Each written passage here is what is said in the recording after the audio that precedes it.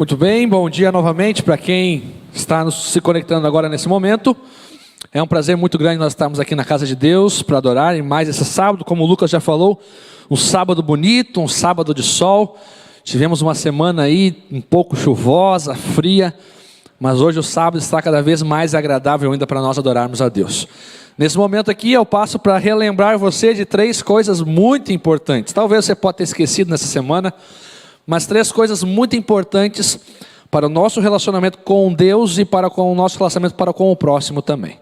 Se chama comunhão, relacionamento e missão. Não é porque estamos muitas vezes trancados dentro de casa ou em um isolamento social que não vamos buscar ter esses 3 aspectos que refletem, que mostram o nosso papel como cristão para a nossa sociedade.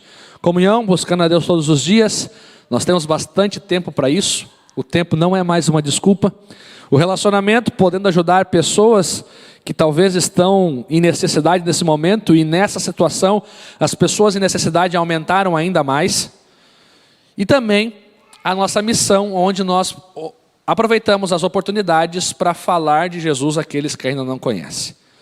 Nós estamos vivendo nesse momento, no grupo dos jovens, por exemplo, um período do Missão Caleb ao extremo. E eu gostaria de usar como exemplo aqui um projeto muito bacana que os jovens têm desempenhado nesse período, que recebeu o apoio de toda a igreja e muitas outras classes estão envolvidas, que é o Sopão Solidário.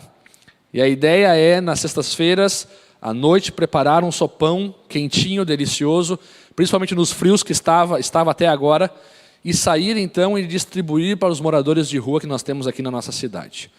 Veja, há muitas oportunidades de você ajudar.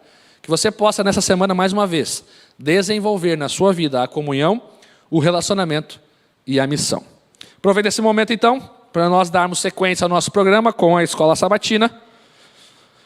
E hoje temos, mais uma vez, 2 convidados especiais. O primeiro deles é um camarada muito bonito. Ele, pelo menos, diz assim, eu acho que a esposa também. E a sua fama, segundo ele, é o bonitão de Sobradinho. Você já sabe quem é, né? Meu amigo Irani, pode entrar aí. Até rimou. Meu amigo Irani, pode entrar aí. Fica à vontade. Ele é o professor da classe 5 também. A classe que tem até um nome, né? Isso Caminhando mesmo. Com o Irani, é isso? Não, a nossa classe... Bom dia, pastor. Bom dia. Bom dia às pessoas que estão nos assistindo em casa. A nossa classe é a classe Caminhando com Cristo. A qual eu quero aproveitar a oportunidade, mandar um abraço, um carinho especial por cada um deles. A gente está com bastante saudade, porque por causa dessa pandemia aí a gente não tem mais se visto pessoalmente, mas a saudade é grande de cada um deles. Eu tenho orado por cada um deles e com certeza assim que isso tudo terminar, pastor, nós vamos nos reunir de novo. A nossa classe tem uma peculiaridade, os nossos almoços são fantásticos. E... Não sei, nunca fui convidado, não posso dizer se é ou não é, né? Nós vamos convidar você, Então a classe 5, eu tenho muita saudade de cada um deles. Um beijo para vocês, que eu tenho certeza estão assistindo aí, estão orando por esse momento especial aqui para mim. Amém, muito bem. Nós temos outro convidado também, o pastor Jesuel. A igreja já conhece ele também, já esteve conosco. Pode chegar aí, pastor? Já esteve conosco pregando algumas vezes, passando a lição aqui também. E o pastor Jesuel, dentre as muitas funções que ele tem aí hoje na nossa associação, ele também auxilia aqui o nosso distrito, ficando à frente ali, cuidando então da igreja do Jardim Lindóia, que faz parte hoje do Distrito da Floresta, e ele está ali então à frente, administrando a igreja, incentivando a igreja na missão também. Seja bem-vindo, pastor. Se quiser mandar um abraço para alguém também. Um prazer estar aqui com vocês, compartilhando a lição, e especialmente mandar um abraço para o pessoal da igreja do Lindóia. Por mais que eles estão fazendo a transmissão dos cultos agora também, então eles não vão estar acompanhando, mas se alguém estiver acompanhando, sinta-se abraçado por este momento e que Deus os abençoe aqui, nessa oportunidade que nós temos aqui. Muito bem, amigos. A lição dessa semana, mais uma vez, trazendo esse tema aí, né, de ajuda ao próximo, de missão. É um tema muito importante para os nossos dias, né? A gente vê que quanto mais crises acontecem, há mais pessoas ainda necessitadas, não apenas de ouvir de Deus e de sua palavra, mas principalmente necessitadas de auxílio, seja ele de alimentos, de remédio, de tantas outras coisas que são importantes. E o tema da lição dessa semana, a lição 3, tem um título muito interessante. Olhando as pessoas pelos olhos de Jesus. Impactante, né? O verso para memorizar está aí na lição, você está acompanhando, diz assim: E disse-lhes: vinde após mim, e eu vos farei pescadores de homens. Mateus 4,19. Aqui a gente vê então Jesus chamando ali, né, Pedro e seus amigos para largarem as redes e seguirem a ele e fazerem agora da vida deles um verdadeiro ministério. A gente vê na lição aqui que Jesus, na verdade, ele foi um grande missionário, né? Ele não simplesmente pediu para sermos missionários, ele não simplesmente pediu para fazermos discípulos. Ele foi o nosso maior exemplo de como fazer isso. E de fato, Jesus, a gente vê nos evangelhos, ele não perdia uma oportunidade em fazer novos discípulos. E agora ele chega então para nós, os discípulos do século 21, e ele faz um convite, que na verdade nem é um convite, é quase que uma convocação. É na verdade uma convocação, para que nós possamos seguir o seu exemplo. Pastor Jesuel, a primeira pergunta hoje vai para o senhor. E a pergunta é justamente nesse contexto, entendendo um pouquinho a vontade de Deus para nós. A pergunta é a seguinte: qual é o nosso papel como cristão hoje? Podemos usar o hoje como bem hoje mesmo. Talvez hoje aqui em Porto Alegre, hoje nessa situação de coronavírus. Qual que é o nosso papel? O que Deus espera de nós como cristãos nesse momento? Uma pergunta bem interessante. Eu acredito até, pastor, que a gente temos muito que aprender nesses nossos dias, porque o que realmente é ser um discípulo de Jesus? Essa lição me fez refletir em algumas perguntas, né? A primeira delas foi se a minha vida ela é uma propaganda do Evangelho.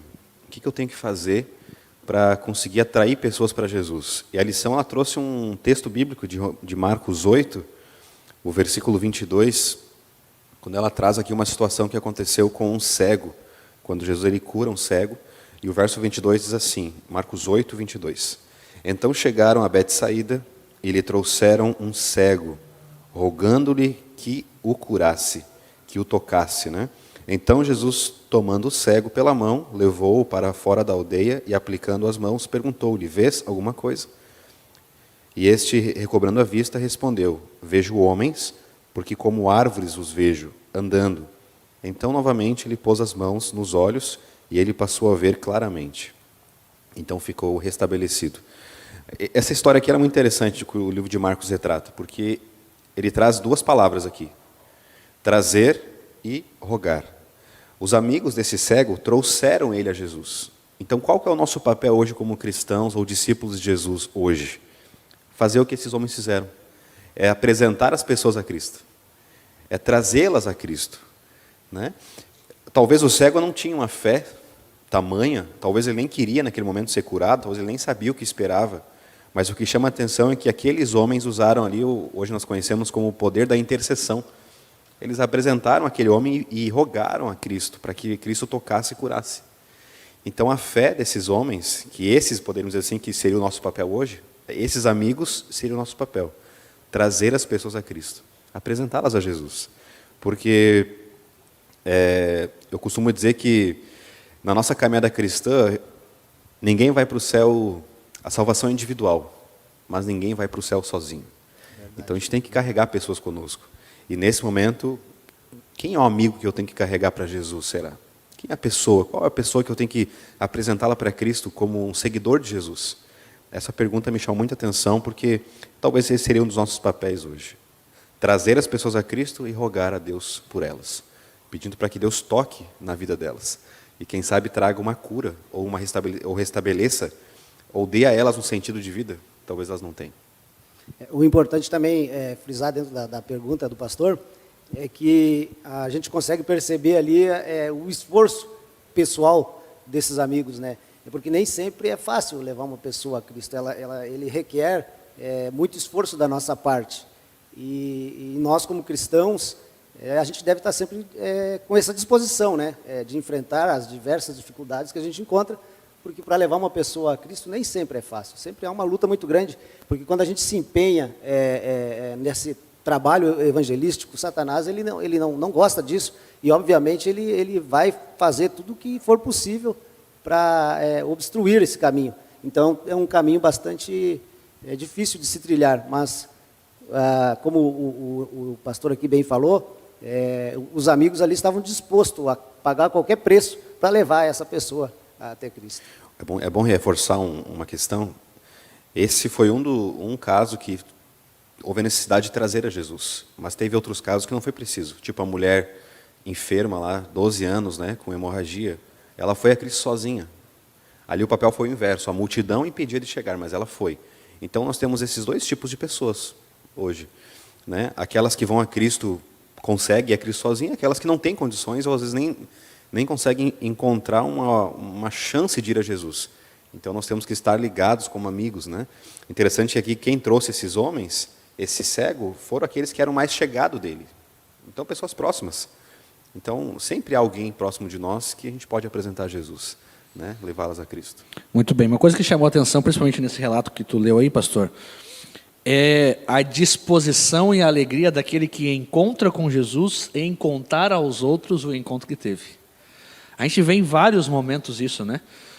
As pessoas, elas eram curadas por Jesus e elas queriam imediatamente sair contando para os outros quem havia curado eles. E a gente vê que bem no início do seu ministério ali, Jesus até falou para alguns, olha, não fale a ninguém, não faça nada, ainda não é o momento. E aí depois, então, ele dá, de certa forma, uma liberação para que as pessoas pudessem, então, contar aos outros. Mas a gente vê em quase todos os milagres ali, as pessoas que são curadas por Jesus, que conhecem Jesus e são transformadas por ela. A iniciativa automática, vamos dizer assim, que eles mais queriam naquele momento, ao conhecer o Salvador, era contar de Jesus para aquelas outras pessoas, né? E outra coisa importante é o fator amizade, né? Se a gente for ver hoje as pesquisas que são feitas aí no meio religioso, a gente vê que cerca de 60%, 70% das pessoas que entram para a igreja, que conhecem a Jesus, elas também foram trazidas por um amigo. Talvez você que está assistindo aí, talvez um de nós aqui, também foi trazido, foi orientado no caminho do Senhor por um amigo, ou talvez um parente próximo, um pai, uma mãe, uma avó. E a gente vê a importância da amizade nesse momento. E aí veio o convite de Deus para nós. Assim como um dia um amigo te apresentou o Evangelho, você hoje tem que ser esse amigo para alguém que não conhece o Evangelho. É verdade, pastor. Aproveitando esse gancho, eu quero mandar um abraço para o meu grande amigo, o irmão Nelson Hans. Ele que levou a mensagem lá para casa, para mim, para minha família, e está nos assistindo também. Irmão, muito obrigado por esse empenho que você teve em levar a mensagem para mim lá. Um abraço. Muito bem. Irani, nós vamos dar sequência aqui às nossas perguntas, então. E a lição ela traz até como tema principal a questão de como Jesus olhava para as pessoas. E a gente pode perceber por aquilo que nós estudamos na lição, de que era de uma forma diferente, de que nós cristãos muitas vezes olhamos para as pessoas que são diferentes de nós.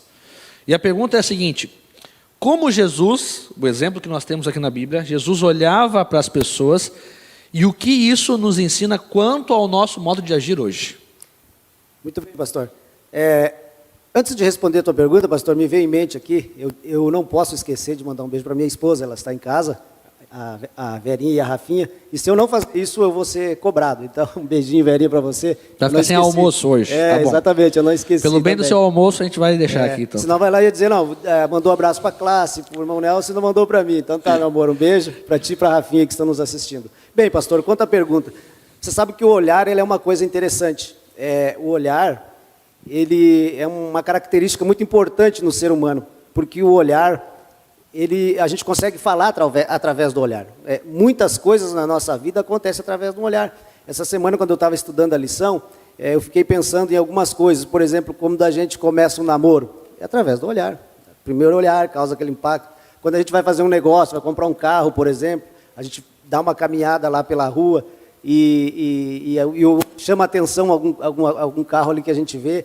O olhar também transmite palavras, né? Sentimentos, por exemplo, o amor, a alegria, a tristeza, o ódio. Às vezes a gente olha para uma pessoa e a gente sente uma paz, né? Aquele olhar que traz uma paz. Ou às vezes já ouviram aquela expressão, sangue nos olhos, né? A gente olha e diz, opa, isso aí, né? Eu me lembro quando a gente era pequeno que o meu pai bastava olhar para mim e eu já sabia o que ele queria. Eu já sabia o que ele queria. Mas quando se fala no olhar de Cristo para as pessoas, é diferente. Eu queria usar um texto aqui como base, que está no livro de Lucas, no capítulo 22, verso 61. Convido você que está em casa também, se estiver com a sua Bíblia, dê uma analisada. Eu acho muito importante esse texto, porque o olhar de Cristo ele é diferente. Eu aqui citei algumas coisas de olhar humano, né, o nosso olhar humano, mas o olhar de Cristo ele é diferente. É um texto bastante conhecido, ali no versículo 61 do livro de Lucas, no capítulo 22, diz assim: então, voltando-se o Senhor, fixou os olhos em Pedro, e Pedro se lembrou da palavra do Senhor. Eu quero usar apenas essa parte do texto. A gente sabe que ali está falando daquele momento em que Pedro negou a Cristo e tal, mas o que me chama a atenção é que esse olhar, quando Cristo fixou o olhar em Pedro, a vida de Pedro foi transformada. E Cristo, quando Ele olha para as pessoas, quando a gente olha nos olhos de Cristo, a gente não consegue ser a mesma pessoa. A gente sabe pela história que Pedro, até ali, ele ainda não tinha tido uma conversão genuína com Cristo. Mas agora, quando Cristo fixa os olhos nos olhos de Pedro, eu fico imaginando o que aquele olhar não falou para Pedro. Eu fico pensando assim, como eu citei algumas coisas aqui, né, o amor, a alegria, e eu fico imaginando aquele olhar. A gente não sabe por quanto tempo Cristo ficou com os olhos fixos em Pedro, mas o que importa é que o olhar de Cristo, ele é um olhar como nenhum de nós, ser humano, temos. Por mais que a gente se esforce, olhar para as pessoas de uma maneira que traga algum conforto, que traga alguma paz, mas somente o olhar de Cristo tem o poder de transformar as pessoas. Então, Cristo, ele olhava as pessoas justamente com esse olhar de amor, né, esse olhar de mansidão e de perdão. Porque quando Cristo ele olha para a gente, nós sentimos ali a paz de Cristo. E Pedro, ele teve essa transformação de vida. Então, tu imagina um olhar transformador. Eu achei interessante essa questão de Cristo olhar para uma pessoa e sem nenhuma palavra transformar a vida de uma pessoa, assim como transformou a de Cristo. Então, o olhar, Cristo, ele olhava para as pessoas justamente com esse sentido de amor e de transformação, porque Cristo conhece a nossa vida melhor do que ninguém. Então, o seu olhar é um olhar transformador, um olhar como nenhum ser humano na Terra tem, mas somente Cristo tem. Então, que a gente possa, você que está em casa nos assistindo, permitir que Cristo fixe os olhos em você. E com certeza, assim como mudou a vida de Pedro e mudou a vida de cada um de nós aqui, Ele também tem o poder de transformar a sua vida. Deixe Cristo fixar os olhos em você, deixe Ele olhar para dentro da sua vida e com certeza Ele vai fazer uma transformação. Porque o olhar de Cristo, ele é um olhar de amor, um olhar de alegria, de amizade, de companheirismo. É isso que nós vamos encontrar, pastor, quando nós olhamos nos olhos de Cristo. É esse o tipo de sentimento que nós encontramos. Eu chamo a atenção que o olhar de Cristo, ele é um olhar que ele quebra barreiras, né? A lição abordou uma história também da mulher de Samaria, onde Cristo, ele observa, é bem provável que ele já tinha observado essa mulher antes, o horário que ela estaria, e ele conhece a vida daquela mulher. Um olhar totalmente, é um filtro que Cristo passa na vida do ser humano. Isso para mim traz alegria, porque me lembra de Salmo 139. Para onde me ausentarei teu espírito? Dos meus pensamentos, se eu vou andar, tu sabe, Deus sabe todas essas coisas. E esse olhar divino de Cristo, ele é um olhar transformador, não é um olhar julgador, é diferente, né? Quando ele olha para o ser humano, ele vê exatamente por completo, né? Ele vê um todo. E esse olhar todo, Cristo ele procura encontrar no ser humano aquilo que ele tem de melhor, né? Pedro foi um caso, né? E essa mulher de Samaria, ela tinha um poder de influência muito grande. E tanto que quando ela se encontra com Jesus aqui, Jesus mostra para ela que ele era o Messias, ele se apresentou, e em sequência ela vai e prega a mensagem, anuncia para várias pessoas que realmente o Messias que estávamos esperando chegou. Então isso chama muita atenção. O olhar de Cristo é um olhar transformador. Muito bem. Uma coisa interessante também que me chamou a atenção, quando a gente lê o mesmo texto e cada um tem sua impressão, né? Que me chamou muita atenção e complementa isso que vocês têm falado, é resumido por uma frase, que a lição traz essa frase. A frase é a seguinte: Jesus olhava as pessoas pelos olhos do céu. E ele faz esse convite para nós. A gente sabe que o nosso olhar talvez não vai ser tão penetrante como o de Jesus. A gente sabe que talvez a nossa vida, porque somos imperfeitos, pecadores, talvez não vai ser um exemplo perfeito, como assim era a vida de Jesus. Mas Jesus nos faz esse convite. Olharmos as pessoas com os olhos do céu. E é muito desafiador esse convite, no meu ponto de vista. Porque o que é olhar as pessoas pelos olhos do céu? É eu ver em cada ser humano, seja da cor que for, da altura que for, do peso que for, da roupa que estiver vestindo, das suas ideologias, seja ele quem for. É olhar para aquele ser humano e pensar o seguinte: Deus quer ver essa pessoa no céu. É muito difícil isso, né? Eu acho assim, pastor, que a única maneira de nós conseguirmos ter assim uma base, digamos assim, é quando a gente olha para a cruz. Porque primeiro nós temos que olhar para a cruz, eu acho, para depois a gente olhar para o ser humano. Porque quando a gente olha para a cruz e eu volto os meus olhos e olho para a pessoa, eu consigo ver que aquela pessoa ali, ela foi também um alvo do qual Jesus deu a sua vida. Foi por aquela pessoa que Cristo deu a sua vida. E agora eu entendendo isso, eu olhando para a cruz e olhando para a pessoa e vendo que aquela pessoa, por N defeitos que tenha, foi por aquela pessoa que Cristo morreu, aí eu consigo olhar para essa pessoa com um olhar diferente. Porque agora eu olho para essa pessoa com os olhos da cruz.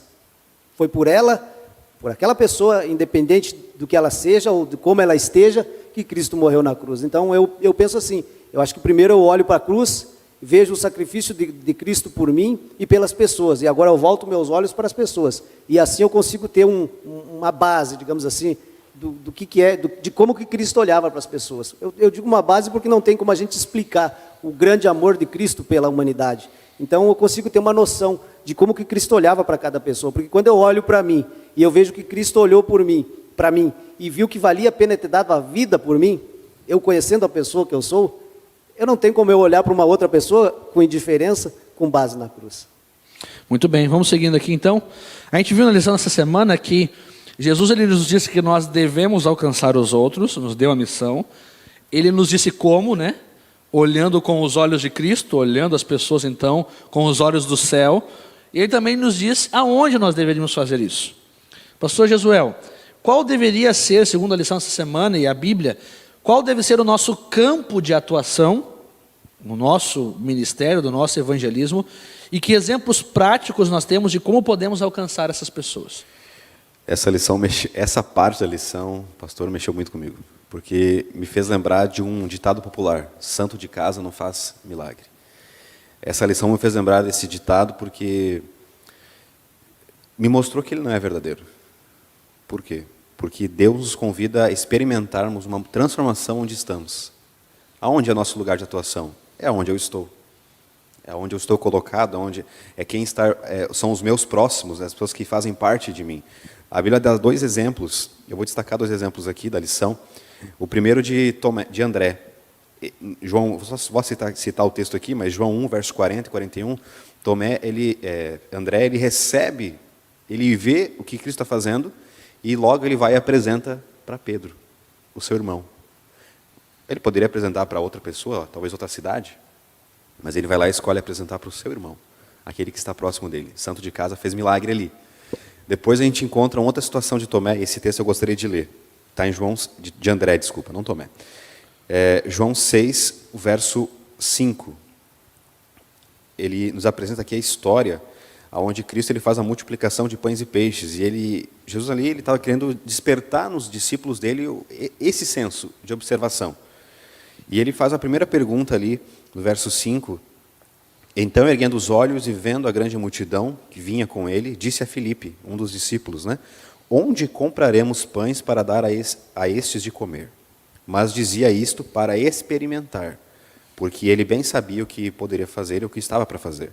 Respondeu-lhe Filipe: não lhe bastariam 200 denários de pão para receber cada um de seu pedaço. Então, um de seus discípulos, chamado André, irmão de Simão Pedro, informou a Jesus que havia um rapazinho que tinha ali, no verso 6, né? No verso 9, aí está um rapaz que tem 5 pães de cevada e 2 peixinhos. Jesus ele estava com os discípulos, ele olha para a multidão e vê a necessidade, o olhar transformador, o filtro. E agora ele está treinando aqueles homens para o evangelho, para serem missionários. E ele promove uma reação naquele grupo. Qual é a reação? Observe as pessoas. Elas estão com fome. O que nós podemos fazer? Filipe já pensou no dinheiro. Não, tem que ter dinheiro, tem que ter investimento, tem que ter não sei o que, uma poupança. Tem que ter 200 denários aqui para alimentar todo mundo. Não era isso que Cristo queria ouvir. Cristo queria ouvir o que André falou. Senhor, ele apresentou, ele informou Jesus, ó, tem um rapaz aqui, ou seja, Tomé, é muito provável que já tinha se relacionado com aquele menino. André, desculpa, estou com Tomé na cabeça, né? Já tinha se relacionado com aquele menininho. O que eu aprendo com isso? André fez a diferença onde ele estava. Então, qual que é o nosso campo de atuação? É onde nós estamos. E um chamado de Cristo para nós, eu diria assim que eu tenho encarado isso, com essa lição, tem mexido muito nesse contexto também, é trazermos a interação de que Deus nos chamou primeiro para sermos sal, antes de sermos a luz do mundo. A luz do mundo, ela alcança distâncias. O sal da terra alcança onde ele está. Mistura. O sal tem a ideia de mistura. E quais seriam os pontos práticos? 3 perguntas que a lição me fez pensar. As pessoas, quando elas olham para nós, nosso ambiente, elas enxergam em nós alguém compassivo e atencioso? Quem está ao nosso redor? Elas enxergam em nós alguém que é compassivo e alguém que é atencioso? Elas enxergam em nós alguém, isso aqui é interessante, em cuja existe uma paz e propósito pela qual elas buscam. Elas conseguem ver em nós alguém que tem um propósito de paz que elas estão procurando e ainda não encontraram?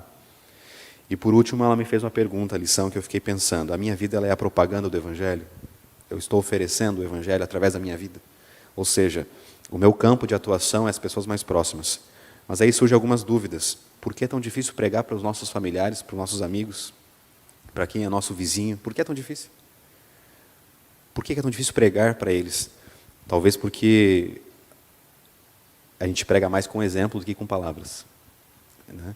E Cristo deixou esse exemplo aqui através de André. Ele pregou para Pedro, depois de uma situação, ele entendeu a reação que Cristo queria propor e ele informou Jesus um rapaz. Ele apresentou um rapaz para Jesus que tinha uma pequena solução, que Cristo multiplicaria a partir daquilo, ou seja, alguém teria que ter alguma coisa. E André teve essa visão. Muito bem. Pastor, só para complementar, desculpa interromper o pastor aí, mas para complementar a questão, eu quando assumi esse compromisso com Cristo de pregar o Evangelho, de dar estudo bíblico, é interessante que eu usei esse método. Eu comecei por casa primeiro, porque eu pensei assim, como que eu vou ter essa disponibilidade, digamos assim, para dar estudo bíblico? Então eu comecei a treinar em casa, eu comecei a dar estudo para os meus irmãos, dei estudo para o meu irmão, o Santos, que está nos assistindo, para a minha irmã Beloni, depois para o meu filho. Então eu comecei a praticar isso em casa. Eu digo assim que foi como uma espécie de treinamento, né?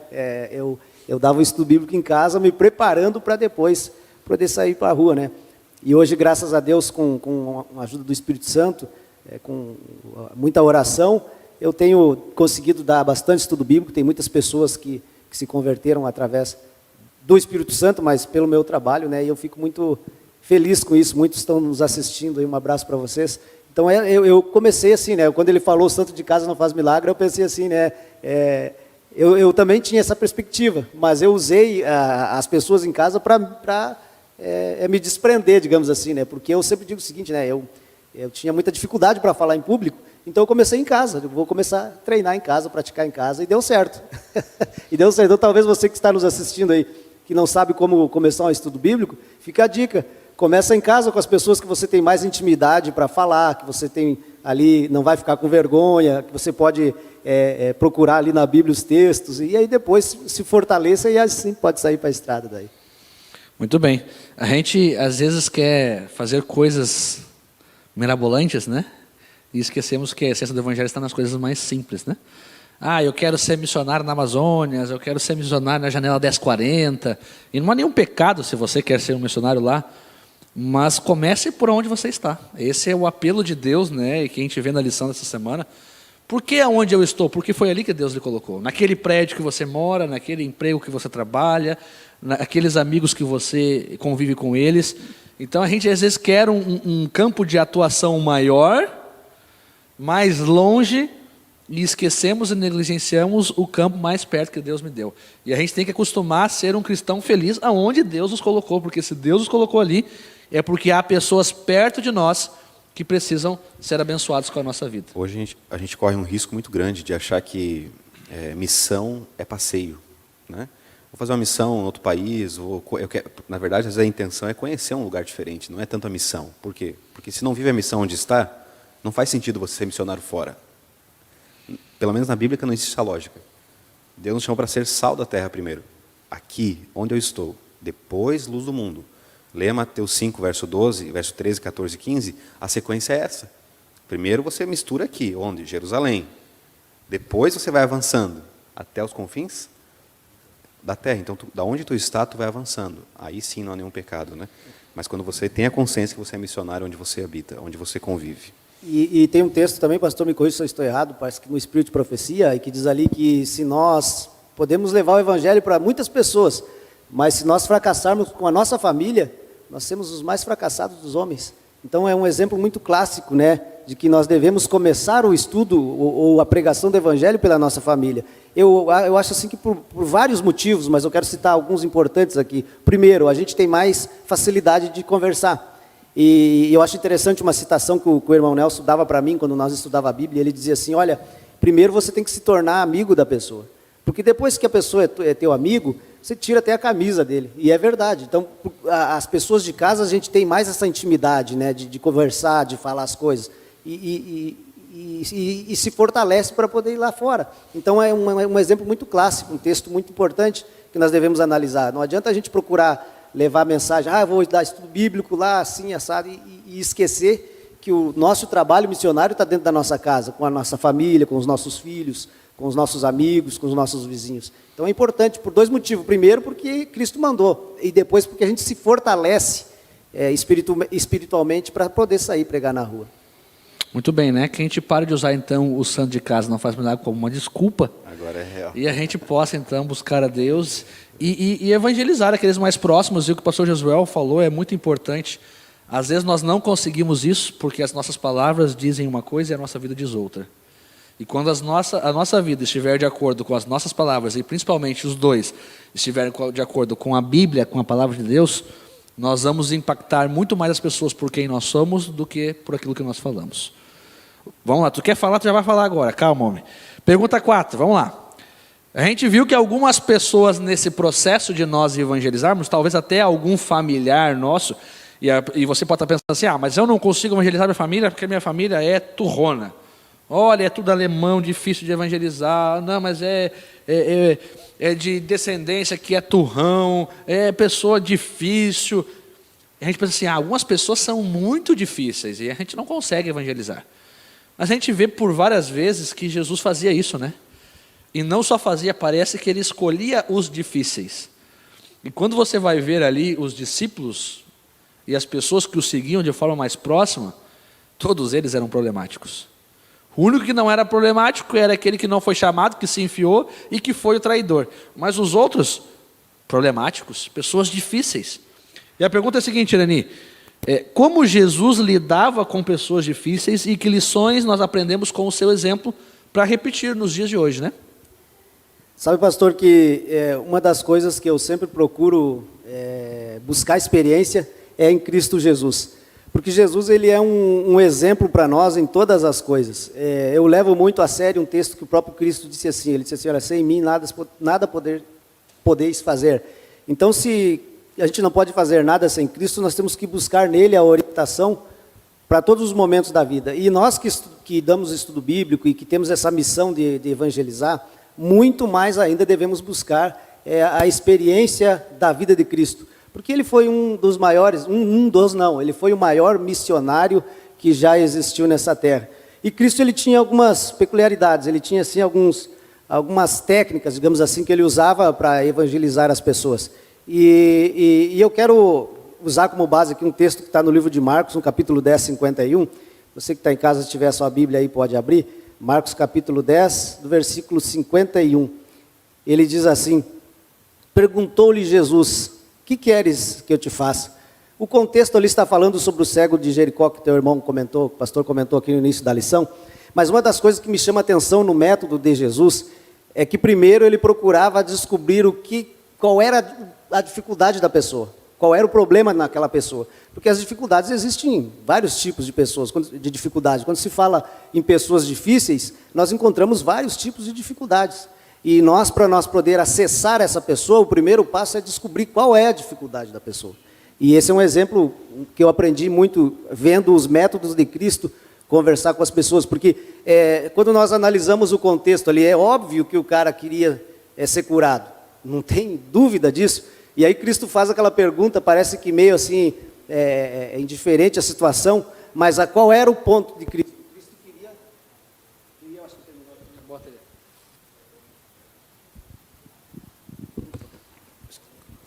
Vai terminar a bateria aqui do microfone, ele só vai trocar ali rapidinho. Não sei se foi um sinal de Deus para tu falar menos, Irani. Pode ser, mas o outro vai funcionar. Alô, aí, agora deu, tá bom aqui. Eu acho que eu falei demais, né? Aí terminou a bateria. Falou demais, já cortaram aí. Então, voltando ao assunto ali, Cristo, ele procurava primeiro conhecer qual era a dificuldade daquela pessoa. Então, algumas coisas eu aprendi vendo o método de Cristo. Então, primeiro, ele procurava saber qual era a dificuldade da pessoa. Porque agora a gente, sabendo a dificuldade da pessoa, nós temos como acessar. A gente tem ali, digamos assim, um ponto de partida. Outra coisa também que me chama a atenção no método de Cristo é que Cristo fazia perguntas inteligentes. Como é que nós vamos acessar uma pessoa difícil? Como eu disse, isso vai depender. Primeiro nós temos que descobrir qual é a dificuldade da pessoa. Mas Cristo ele fazia perguntas inteligentes. Porque por mais difícil que a pessoa seja, e aqui a gente está falando na questão de acesso, porque é evangelismo, né? Quando a gente faz uma pergunta inteligente, não tem como uma pessoa ficar quieta ou não querer responder. Era o que o método de Cristo, essa pergunta de Cristo foi inteligentíssima, embora a gente ache que não, mas ela é inteligente. Porque Cristo foi direto ao ponto, direto à dificuldade que a pessoa estava passando. Outra coisa interessante também que eu gosto em Cristo, é que Cristo ele tinha resposta para tudo. Dificilmente Cristo ficava encurralado em alguma situação. Dificilmente não, nunca ele ficou encurralado em alguma situação. Porque Cristo, ele tinha a resposta para tudo. E isso é importante nós aprendermos quando a gente vai lidar com algumas pessoas que tem algum tipo, que seja uma pessoa difícil de acesso, para acessar o Evangelho, ou qualquer outra situação. Então eu sempre gosto de usar esses métodos de Cristo. Primeiro, saber qual é a dificuldade da pessoa, ou no que ela é difícil de se acessar. Isso Cristo fazia muito bem. Segundo, a gente ter perguntas inteligentes para fazer para a pessoa. E terceiro, a gente também ter saída para todas o tipo de pergunta, porque às vezes as pessoas gostam de te apertar em alguma situação, né? E aí você poderia perguntar, o povo que está em casa perguntar, tá, mas e se isso não resolver? E se a pessoa não se abrir para isso? Aí então tem um método também. Olha o sinal de Deus, é o segundo microfone. Aqui tem um método também de Deus infalível, que eu gosto também muito de usar, que está em Romanos capítulo 10, no versículo... Romanos 12, perdão, capítulo 12, versículos 10 e 11.